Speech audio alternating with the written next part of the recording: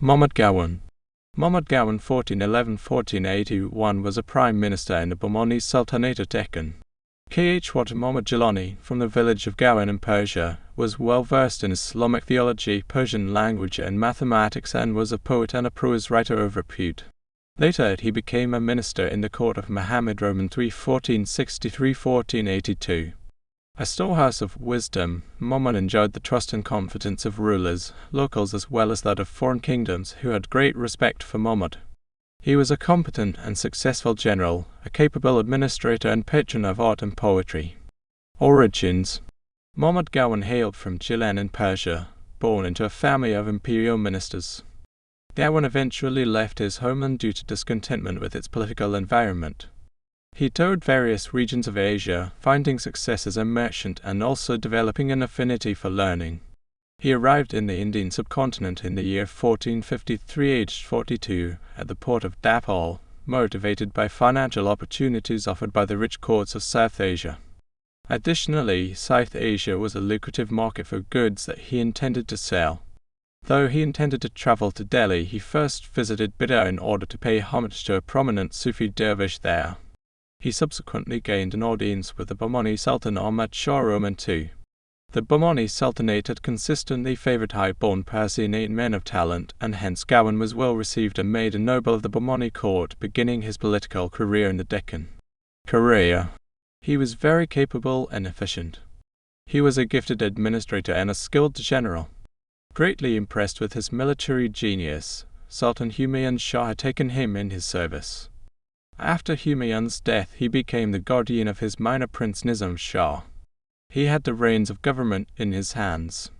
When the young sultan died in 1463 and his brother Muhammad Roman III aged 9 succeeded him, Mahmud Gawan served as the prime minister. He effectively put an end to the havoc wrought on the pilgrims of Mecca and on merchants by the fleets of Raj Shankar Survey and Raj Nilkantha Survey of Kanavishagor and Sangimchwar, which were part of Shringarpur Jagar of Survey Maratha clan respectively. In 1474, a terrible famine known as Famine of Bijapur devastated the Deccan. Large number of people fled to Gujarat and Malwa. For 2 years the rains failed, and when they came in the 3rd year, scarcely any farmers remained in the country to cultivate the lands. He instated a land revenue system and drastically reduced the power of the nobles. Campaigns against Vijayanagara. Mahmud Gawan served the state most faithfully and enlarged the kingdom to an extent never achieved before. He conquered Kanchi or Kanjivaram during the course of campaign against Vijayanagara.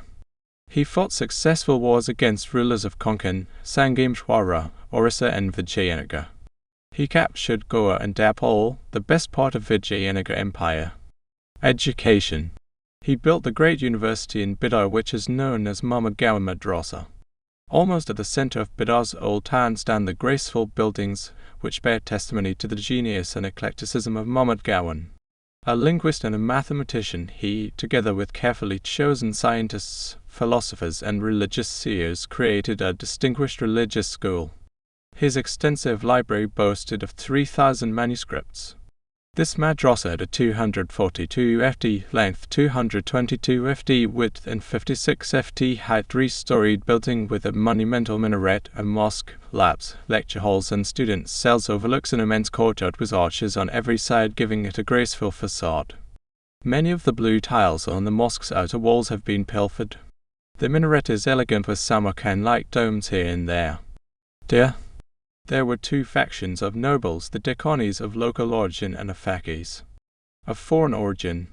Mahmud was an Afaki, so he faced many challenges. Unfortunately, plots were hatched to topple him by the Deccanis. The nobles forged a treasonous document purportedly from him. In a drunken state, the Sultan ordered him executed in April 1481.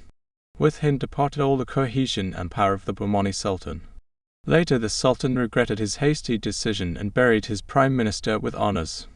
Treasonable documents presented by the critics of Mahmud Gawan were the letters written to the Gajapati King Purushottama of Orissa, which were claimed to have been written by Mahmud. Though Mahmud asserted that the letter was forged, his statement was not given value as the Sultan Muhammad Shah Roman III was himself wary of his growing power and influence.